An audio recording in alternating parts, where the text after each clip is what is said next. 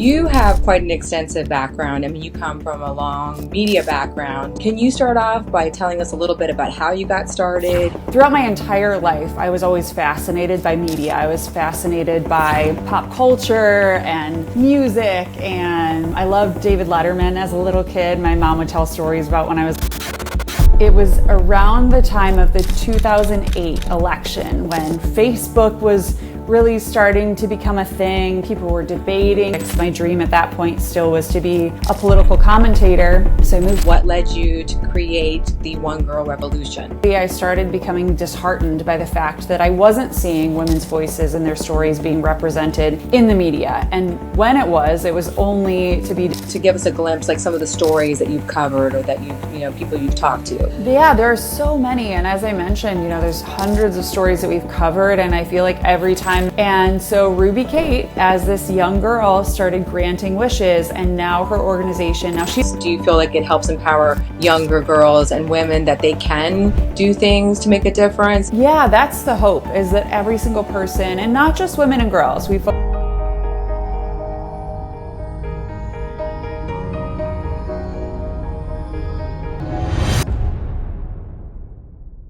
Hi, welcome to Gold Media LLC. I'm Melissa Bill. Today joining me is Kate Milligan. She's an Emmy-nominated producer, speaker, and a host of the One Girl Revolution podcast. Thank you for joining me today. Thank you so much for having me, Melissa. I'm really excited to be here with you. So you have quite an extensive background. I mean, you come from a long media background.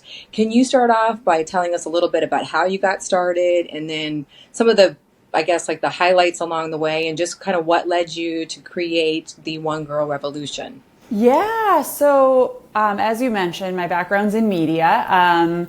When I was 18 years old, I was one of those kids that just had no idea what I wanted to study when I went to school. But throughout my entire life, I was always fascinated by media. I was fascinated by pop culture and music, and I loved David Letterman as a little kid. My mom would tell stories about when I was a little girl, 3 or 4 years old. I had terrible eczema and I wouldn't sleep at night. But every night I would wake up and I would be like, could I watch The Funny Man when I was awake because of my eczema? And so I always loved David Letterman. I was fascinated by media, really, throughout my whole life. And so when I went into college, the university that I went to, Franciscan, they didn't really have a vibrant communications program at the time. I think they've grown it since.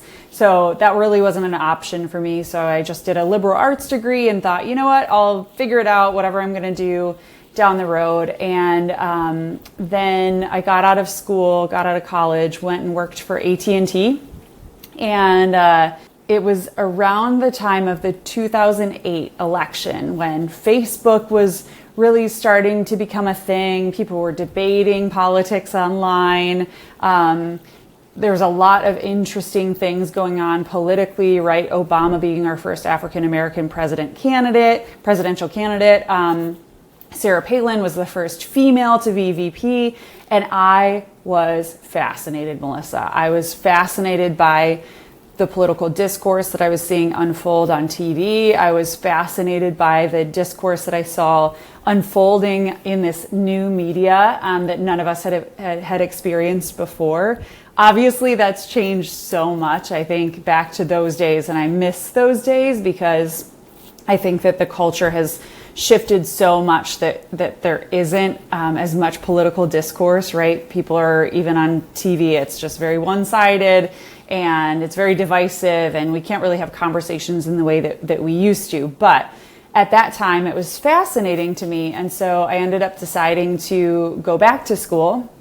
And I found a program in Dublin, Ireland that was a master's degree in public affairs and political communications. And so my dream was to become a political commentator. So I thought, all right, cool, I'll go to Ireland, I'll do this 1-year program, I'll come back, I'll become a political commentator. And as many life stories happen, that's not how it unfolded. But I ended up staying in Ireland for a couple of years and then decided to move back to the States to be closer to my family, and had decided that I need to do time in DC. Like, I need to at least do a year in DC. I studied politics. My dream at that point still was to be a political commentator. So I moved to DC. I ended up staying there for 7 years and really ingrained myself in PR. So really the background of media. So writing press releases and pitching stories to producers and reporters. And that was really became an eye-opening experience for me and an incredible opportunity to really learn how to craft a story, learn how to tell a story, learn how to find a hook for a reporter or a producer to tell the story that I was pitching to them. But simultaneously, I started becoming disheartened by the fact that I wasn't seeing women's voices and their stories being represented in the media. And when it was only to be divisive or politicizing their stories. And so that would have been 2018.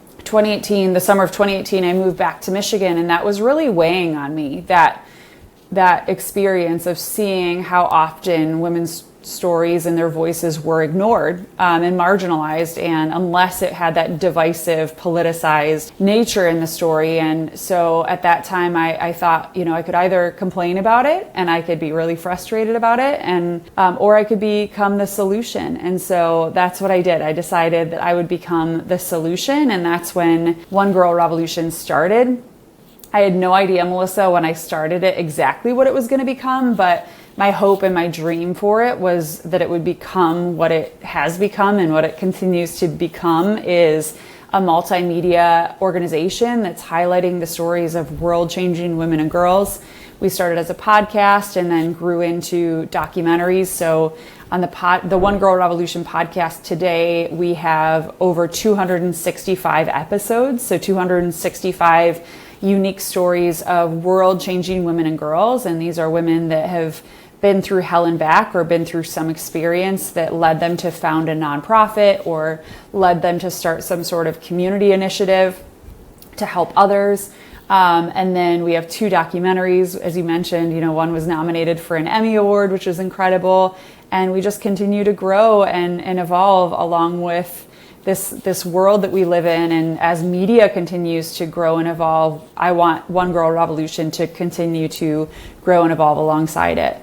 And that's a thing, a lot of times I know with social media and even the regular media, it's glamorized, things are glamorous, or it's one side or the other. The true stories are the people that are making a difference out there, and that are doing like the groundwork every day. And what are some of the, to give us a glimpse, some of the stories that you've covered, or that people you've talked to? Yeah, there are so many. And as I mentioned, there's hundreds of stories that we've covered. And I feel like every time that I get to the point where I'm like, all right, cool, we've done enough. I find more stories, because there are so many stories. There are stories in our own communities. There are stories in our own families, in our own lives. Our own friends are doing incredible things. And I'm a firm believer that every single woman and girl is a one girl revolution. And I really want to instill that within the hearts and minds of every single person. And that's really the heart of the work that we're doing every day. But to give a little glimpse, we've highlighted stories, everyone from Ruby Kate Chitsey, who is a young woman. She's 17 years old now, but when she was around 9 or 10 years old, she was being bullied in school. She lives in the middle of nowhere, Arkansas. And her mom was a nurse at a local senior living facility. And Ruby Kate would go with her mom after school and ended up befriending all of these elderly people in the senior living facility. And Ruby would bring a journal with her and started interviewing them about their lives and about different things, about who they are and where they're from. And alongside that, she started asking them, if you could have 3 wishes, what would you wish for? And her mom was like, oh my gosh, Ruby, please don't ask that. They're going to ask for money. They're going to ask for a car. They're going to ask for things that we can't get them. And what ended up happening is all of them asked for things that were very attainable. So I loved Coke in a glass bottle. I used to drink Coke in a glass bottle with my grandma, and I love to drink Coke out of a glass bottle. Or I love birthday cake Oreos, and I can't afford them. Or I love Snickers bars. Or somebody had wanted to go to a wedding. They hadn't been to a wedding in years and years, and that was their wish. And so Ruby Kate, as this young girl, started granting wishes, and now her organization, now she's 17, going into her senior year of high school, and she has created this worldwide organization called 3 Wishes for Ruby's Residents. So there's Ruby Kate, there are the young girls who have started organizations or started initiatives, and then you have the stay-at-home moms like Jenny DePaul, who's based out of New Jersey, and her story is that every night she would put her kids to bed and she would drive into New York City and she would serve those experiencing homelessness. So she would deliver blankets and food and just be there for somebody for them to talk to. Then there are women that have been survivors of domestic violence or survivors of human trafficking who started organizations or initiatives that are now the solution to those issues. Shannon Henry founded SASGO, this incredible organization that teaches women and girls of all ages self-defense, teaches them how to protect themselves in real world scenarios. And then the stories of, older women who are in their retirement age, who are finished with their career, and they have now dedicated their lives to helping others. There are these incredible women that drive to places where there are natural disasters. They are in their 70s and they load up their pickup truck with all their lady friends and they drive whenever there is a natural disaster. They go and help rehab houses or help clean up or help feed those in need during those natural disasters. So all different stories, all different ages, all different backgrounds. We focus on American women because I think a lot of times we hear about stories internationally of women making an impact, but I really wanted to instill within every single woman and girl that each of us is a one girl revolution. And so I wanted to focus on American women so each and every one of us can see ourselves in those stories. So that's kind of a little glimpse into some of the stories. It's almost like not just hearing the stories helps empower others. Do you feel like it helps empower younger girls and women that they can do things to make a difference, and they're not too small or too insignificant to really do something for the bigger picture and help other people? Yeah, that's the hope, is that every single person, and not just women and girls, we focus on women and girls stories, of course, but we have people, all different backgrounds, all different ages, all different reasons why they listen to the podcast. But my hope is that it really instills that within every single person, that they can make a difference. And some of my favorite stories, Melissa, are the ones that are not the nonprofit founder, right? Or they just saw a need in their community and they started doing something and then it became the nonprofit. And that's actually most of them. A lot of the women that we highlight, or a lot of the women and girls that we highlight, are nonprofit founders, but they sort of just stumbled into the nonprofit world. They saw a need in their own community and they thought, well, I could make lasagnas for people in need, or like Ruby Kate, I could grant wishes. I'll save up my allowance money and I can little by little grant these wishes to people in need. And those are my favorite stories, like the diamonds in the rough, where it's like they just saw a need in their community, and sometimes the little things that we do, the littlest thing, right? Smiling at somebody in the coffee shop, or paying it forward and paying for somebody's meal at a restaurant if you see somebody who's struggling or looks like they're having a bad day, or you just because you want to give somebody an extra tip, or you want to buy somebody else in the restaurant's meal just to bless them in that moment. Those things can have a massive impact, and that's my hope, is that One Girl Revolution reminds each and every one of us that when we have the ability. I often talk about how we have time, talent, and treasure, and those things ebb and flow throughout life, right? Sometimes you might not have $10 to give to somebody else, but you might have time that you can give, or you might have talent that you can offer to an organization or to something going on in your own community. And so I really encourage every single person to look at their life and say, all right, time, talent, and treasure. What can I give today? What can I do right now in the littlest of ways that could have a massive impact? And I know there's another thing. You're coming up on the 5th anniversary of the documentary Girl Inside. Yes. So congratulations, by the way. But you. what is some insight into the documentary? Like, what are some of the things that you focus on? Yeah, so the Girl Inside really sparked out of a dear friend of mine in Chicago runs a production company called Behold. And when I started the podcast, he probably a couple of months in, so we maybe had 20 episodes, and he was like, Kate, I love what you're doing. We need more outlets for women's voices and their stories to be told. If you ever find a story that you feel like needs to be told on film, because as we all know, sometimes you need to see something to really experience it. I think that podcasts are such an incredible way to spread stories and spread awareness and share our stories in an authentic way. But sometimes showing a picture or showing something on video can just have an even bigger impact. And so he said, Kate, if you ever find a story that you feel like needs to be told on film, let me know and maybe we can figure out some sort of collaboration. Sure enough, 2 days later, Melissa, I heard a story about a professor. I found out about this professor, Dr. Laura Biaggi, who taught a storytelling class within Cook County Jail called Storytelling as a Healing Art.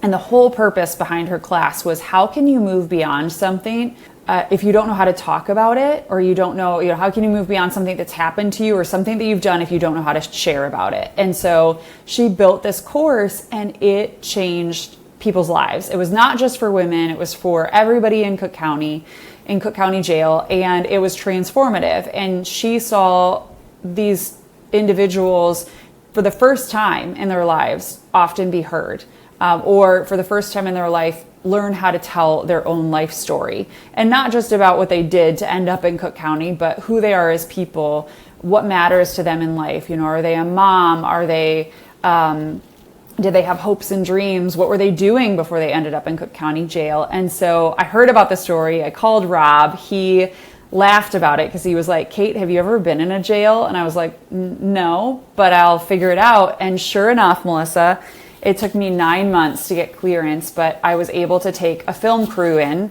and we interviewed 5 incarcerated women, so 5 women that were in Cook County Jail, and then took Dr. Laura Biaggi in to do a one-day kind of recap of her class. So in one day, we kind of redid her class for these women, and they did performances and they shared things about their lives and their heart, and they really resonated with the message of One Girl Revolution, because even each of them, even being in Cook County Jail, they have purpose, they have value, they are as unique as their fingerprint, their story is as unique as their fingerprint, and their purpose in life is that unique. And so what happened is in that one day, we saw this kind of breaking point where these women just broke open and shared their hearts and their lives, and it was transformative for me, and I will always be grateful that we were able to capture that on film. And so that one day course became The Girl Inside, our documentary, and people can watch it on YouTube. It's only 10 minutes, so I encourage everybody to watch it, to share it, but it's incredible that it's been out for 5 years and we've seen so many fruits come from that. It's done a lot of showings at different festivals, and we were nominated for an Emmy for that documentary, which is incredible. But to me, the most important thing is twofold. One is sharing these women's voices and their stories in the way that they want. So it was an outlet for them to share their stories, including Dr. Biaggi. But secondarily, raising awareness about the epidemic of incarceration. Women and girls are the fastest growing population in jail and prison, and the recidivism rates are incredibly high. So women that continue to go back into jail or prison because they don't have the support or resources that they need when they get out, so they end up right back in jail or prison. So we really want to raise awareness and elevate the conversation about that. And we've really seen that happen since the documentary came out. I definitely want to check that out, because I know I just like locally there's an organization that helps younger children and teens who are trafficked. And it's people don't realize, what their perspective and what they go through. And just, if you don't know and you don't have any way to voice, get your voice heard, you just don't know that anybody cares, a lot of times. Yeah. And just having somebody listen, and we all can relate to that, right, Melissa, where it's like, if somebody just listens to you sometimes, and especially women, we just need to speak. We need somebody to listen, right? And so even if it's venting, even if it's like frustration, sometimes it's so therapeutic for us just to be able to do that. And so creating this outlet, which Dr. Biaggi did, and there are other incredible organizations out there that are doing similar things with women and girls who are incarcerated. And that just has such a powerful impact on these women in their lives. And you see them see their value and their purpose again. And the same goes for exactly all of the demographics that you're talking about too, survivors of human trafficking and abuse. And so many of the women who are incarcerated have come from those backgrounds too. And some of that is a piece of their story of how they ended up in jail or prison. And so we need to highlight those stories, and we need to create more outlets for women and girls, for their voices to be heard and for their stories to be heard and for people just to listen. And now, if you, like, looking forward, what are some of the things or goals that you have for the One Girl Revolution moving forward? Yeah, I have big hopes and dreams, Melissa, for One Girl Revolution. It's grown and evolved so much since we started almost 7 years ago. It's crazy to think about it, because it would have been October of 2018 that we launched the podcast, and we've grown and evolved so much since then. But of course, the podcast will continue to go. I have so many things that I want to do with that. We have different campaigns coming up that we're going to be highlighting unique stories or highlighting stories in new ways. So we're constantly innovating when it comes to the podcast. I want to make more documentaries because, like I said before, I think that it's such a powerful outlet to not only just tell a story, but really show someone a story and pull back the curtain. Both of the documentaries that we did, The Girl Inside, but then also we have a second documentary in tandem about a young woman who started a restaurant in Milwaukee, Wisconsin, and she would hire people that no one else would hire. And then she ended up, during COVID, when all restaurants shut down, she ended up feeding 115,000 people, which is incredible. So that documentary is on our YouTube channel as well. But both of those stories were transformative for me, and I want to tell more stories and find more outlets to highlight these stories through documentaries, through filmmaking, and then the podcast, and then utilizing social media in new ways to have conversations and have topical conversations, right, about the things that we're highlighting on these podcasts, because a lot of them they're story focused, right, but they also have an issue area or a crisis when it comes to women and girls that we're discussing. And I would love to create more outlets and more opportunities to bring women together to have conversations and really empower one another to see our own value. And that's really the mission of One Girl Revolution, is to instill that within every single person to help us to see that we can be the solution to the problems that we see in the world. Like I shared with my own story, I could have easily just complained, looked at the media and looked at the news and complained about the fact that women's voices in their stories aren't being told and aren't being highlighted. And complain about the systems that are broken, because obviously in our world we have so many systems that are broken. But instead, I thought, well, I'll be the solution. And every single person has the power to do that. So it's all of us keeping our eyes open and seeing the systems that are broken, or seeing the populations that are being ignored or forgotten about, or that need our support, and striving to be the solution in any small or big way that we can. I love it. It's definitely, yeah, I love that motto, or just kind of live your life like that. Because I would like to, there's so many people like locally too that I think, I'm like, I wish they could get a shout out because of the things that they're doing and stuff. Yeah. So that's great. Yeah. And I love one thing that I love too, Melissa, is on the podcast, I always ask, who is a One Girl Revolution in your life? And that's so beautiful to me too, because it's an opportunity for those shout outs, right? Because we all know them. We all know One Girl Revolutions. We all know people in our life that, whether for whatever reason they inspire us, right? For whatever reason they light a fire behind us. Maybe it's somebody who has gone through something really difficult with their family, or are currently going through something difficult, and we see their strength and we see their resilience, and that reminds us of our own strength and resilience to say, oh, they're going through that. I can handle whatever thing I'm going through right now. Or people that inspire us to be better, or people that inspire us to make a difference. There are so many people, and that's what I love about, these kind of outlets too, because I know you're probably thinking about all these different people. They're like, oh, that's a one girl revolution in my life. We all have them. And we also can do so much to really uplift them and support them, because that's another thing that's lacking in our world. We talk about division and divisiveness, especially when it comes to women and that competitive nature.